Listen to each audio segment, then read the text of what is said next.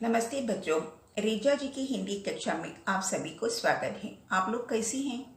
कुछ है ना बच्चों। आज हम क्या पढ़ेंगे? कहानी पढ़ेंगे। कहानीकार यशपाल जी हैं। कहानी का नाम है महायज्ञ का पुरस्कार। पाठ 3 महायज्ञ का पुरस्कार। कहानी इस प्रकार है। एक धनी सेठ थे, अत्यंत विनम्र और उदार, धर्मपरायण, इतने कि कोई साधु संत उनके वास से या दरवाजे से निराश न लौटता, भर पेट भोजन देता या खाना देता। भंडार का घर सबके लिए खुला था। भंडार का द्वार या दरवाजा सबके लिए खुला था। मतलब है, भंडार का मतलब क्या है? जहाँ सामान रखा जाता है उसे भंडार घर है। स्टोर रूम, जो हाथ पसारे वही पाए, जो भीख मांगा तो वही पाए। सेठ ने बहुत से यज्ञ किए थे और दान में न जाने कितना धन दीन दुखियों में बांट दिया था। यह पता नहीं कितने लोगों को सहायता की या गरीबों के लिए सेवा की। पर सब दिन होत न एक जमान, अकस्मात या अचानक दिन फिरे या सब कुछ बदला। दिन फिरे और सेठ को गरीबी का मुख दिखना पड़ा।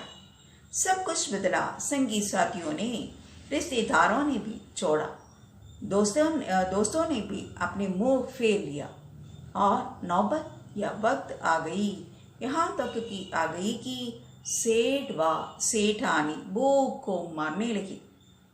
बच्चों सुनिए, सेठ और सेठानी को खाने पीने के लिए भी कुछ न थी। कोई व्यक्ति सहायता न की या कोई इंसान सहायता न की। उन दिनों एक प्रथा प्रचलित थी। यज्ञों के फल का क्रय विक्रय हुआ करता रहा। यज्ञ का मतलब है क्या है? कर्म या कार्य। क्रय विक्रय का मतलब खरीदना या बेचना।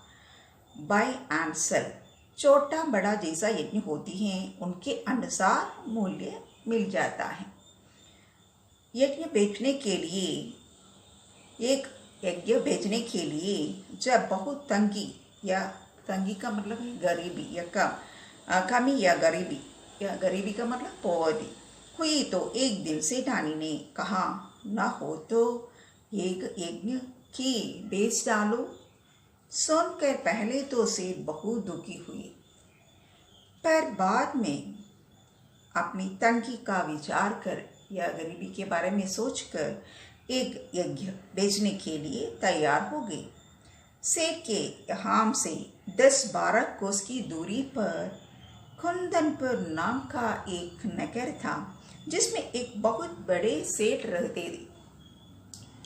बच्चों सुनिए, लोग उन्हें धन्ना सेठ कहते थे। ये अफवाह थी कि या ये किंवदंती है कि उनकी सेठानी या पत्नी को कोई दैविक शक्ति प्राप्त है या दैविक शक्ति जिसे वो तीनों लोगों की बात जान लेती हैं। दैवी शक्ति का मतलब है दिव्य शक्ति या वरदान या डिवाइन पावर।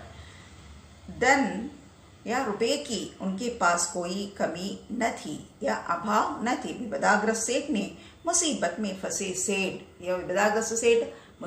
फंसे सेठ ने उन्हीं के हाथ एक यज्ञ या कर्म या कार्य बेचने का विचार किया। यज्ञ का मतलब कर्म या कार्य बेचने का विचार किया।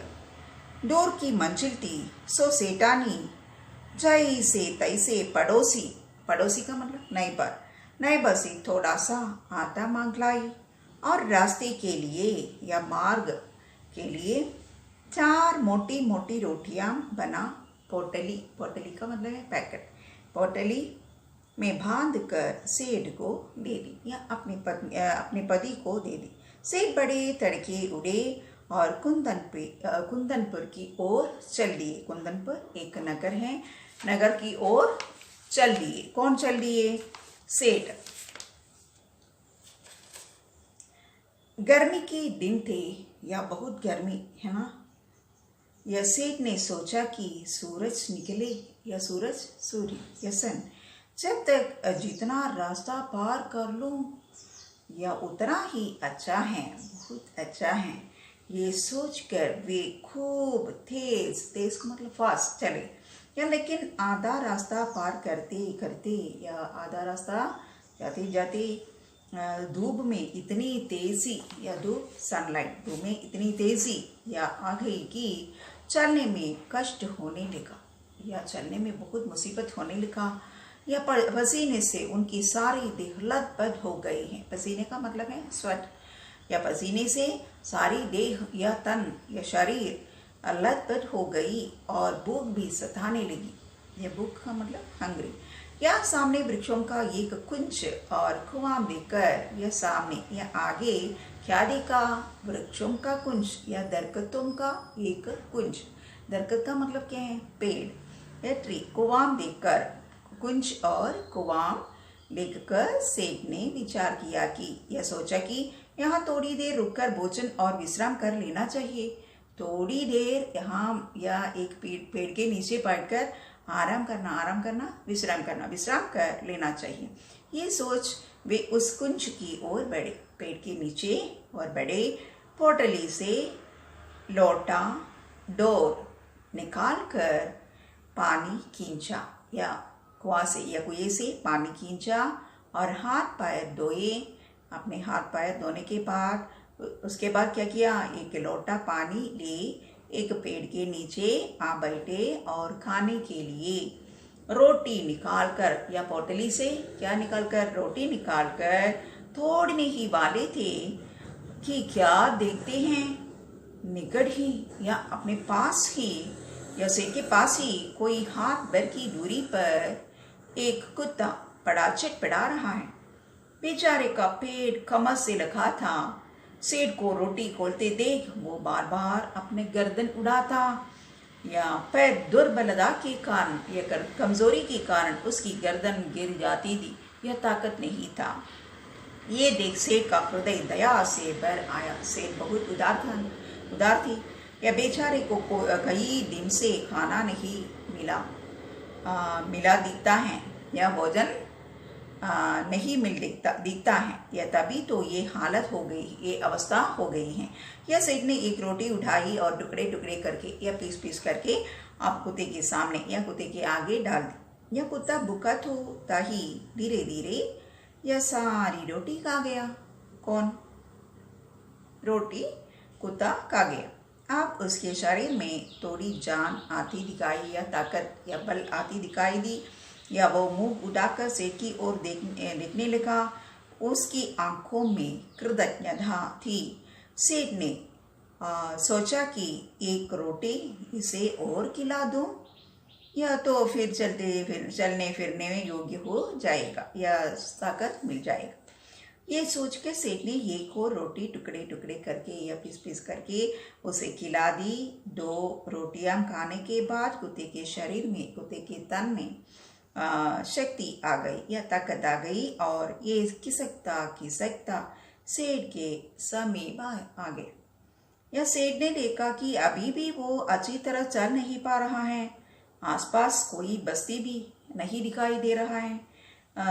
यह बस्ती या स्ट्रीट गली भी नहीं दिखाई दे रही थी। सेठ ने सोचा एक रोटी इसे और दे दूं या तो फिर ये अच्छी तरह चल फिर सकेगा। मेरा क्या है, जैसे 2 काई वैसे एक, या थोड़ी देर में कुंदनपुर पहुंच ही जाऊंगा। सेठ ने तीसरी रोटी उठाई और कुत्ते को खिला दी। अब एक रोटी बची, उसे लेकर वे स्वयं खाने वाले ही थे कि सेठ ने देखा कुत्ते की आंखें आप भी उनकी ओर जमी हैं। यह सेठ की ओर देखा है। कौन? कुत्ता। उन आंखों में करुण यातना है, बहुत दयनीय अवस्था है या दयनीय भाव से कुत्ता सेठ की ओर देखा। सहसा सेठ मुंह से निकला, हाय बेचारा न जाने कितने दिनों से भूखा है। उनके मन में आया या सेठ के मन में आया, मेरा काम तो पानी से भी चल सकता है। इस बेचारे मूक और बेबस जीव को एक रोटी और मिल जाए तो फिर निश्चय ही इसमें इतनी ताकत आ जाएगी कि किसी बस्ती तक पहुंच सकेगा। या सेठ ने अधिक सोच विचार नहीं किया और वो अंतिम रोटी भी कुत्ते को खिला दी। कुत्ते को खिला दी। स्वयं एक लोटा जल पीकर तथा थोड़ा विश्राम करके अपना रास्ता पकड़ा। सेठ ने कुंदनपुर नगर की ओर गया।